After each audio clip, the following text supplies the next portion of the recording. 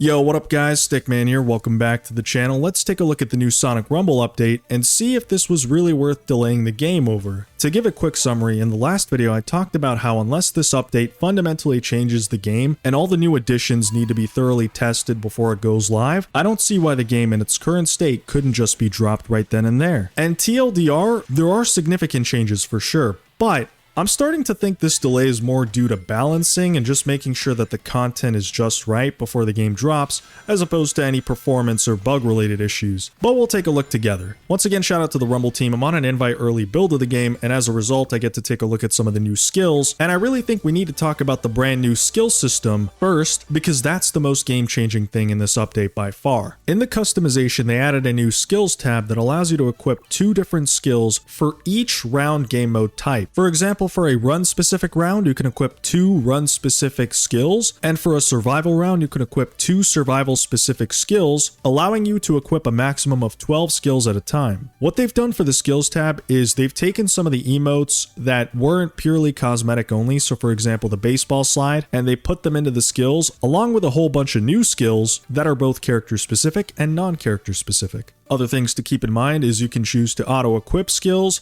so I think it takes your best skills and just puts them in. That's pretty much what I did because I'm too lazy to pick stuff. And of course, skills have different rarities. You can level up each skill and there's a maximum of 5 levels per skill. And you earn skills by buying them in the brand new skill shop using the new currency skill stars. If you already played the game, you're probably thinking, oh man, not another currency to keep track of because Rumble has so many currencies, right? But with this new update, they actually got rid of a lot of different currencies. They got rid of all the fruits, and they replaced those with these wrenches. So now it's just rings, red rings, skill stars, and wrenches, which significantly improves the progression of this game. Thank God they made that change. So what do I think of skills? Well, they already add a new layer of depth that games like Fall Guys and Stumble Guys didn't have, which is really good. Always good to have features in Sonic Rumble that make it stand apart from its competition. Gives it more personality, more flavor, it's much more unique, so that's really good.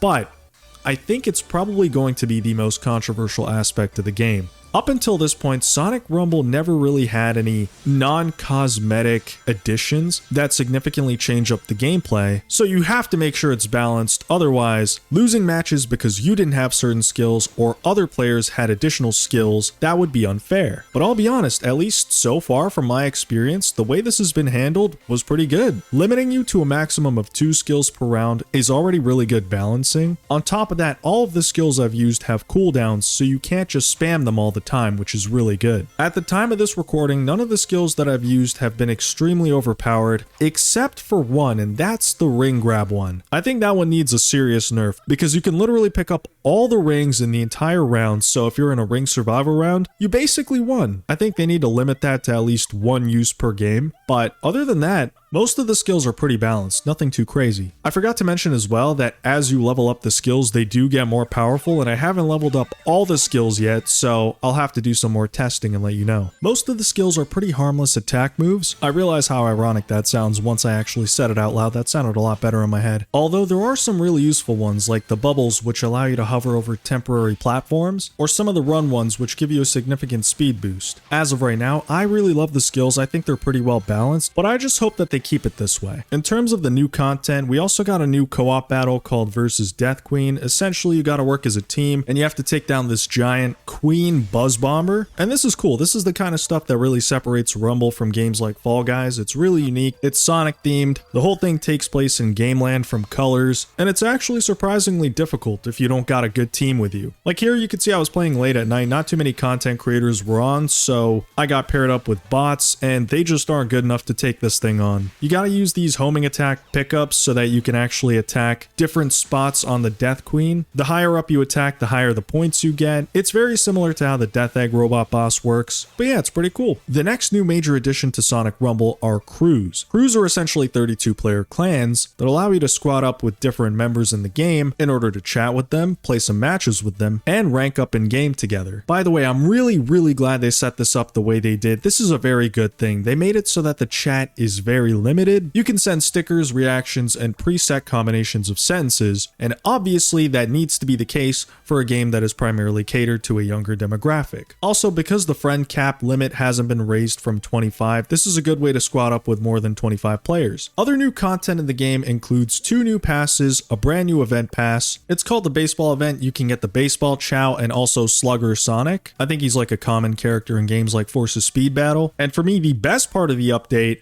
the pre-season 4 battle pass is Sonic in the Black Knight theme, meaning you get Sir Gawain as Knuckles, let's go, and also Black Knight Sonic. Sir Percival's also in the shop alongside Caliburn and some more Black Knight themed stickers. Huge Black Knight fan, so this is pretty cool. It's just once again a shame that this is happening before the game is live, you know what I mean? I want everyone to be able to experience this. But the good news is, in the Q&A, they did mention that all of the items here are going to be returning in some way, shape, or form when the game does globally release, so don't worry. We also got 2 new levels, City Escape from SA2 and Sweet Mountain from Sonic Colors. Both of them are really fun. They make great use of the level gimmicks originally available in the games those levels are based on. Bro, I just don't understand how this game can have an OST this hard, bro. It's crazy. Listen to Sweet Mountain.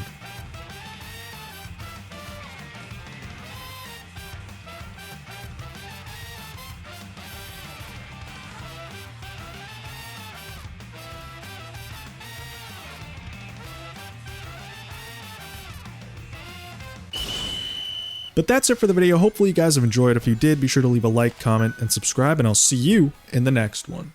Massive shout out to all the channel members, man. You guys are insane. We got Pack Sonic Gaming, Mr. Needlemouse, Hashim Ali, Speeder Light, Stiffigener, James, Nostalgia Addict, Goku Black, and MLM0130, the Tunes Maker. If you'd like to become a channel member, be sure to hit that join button, and I'll see you guys in the next one.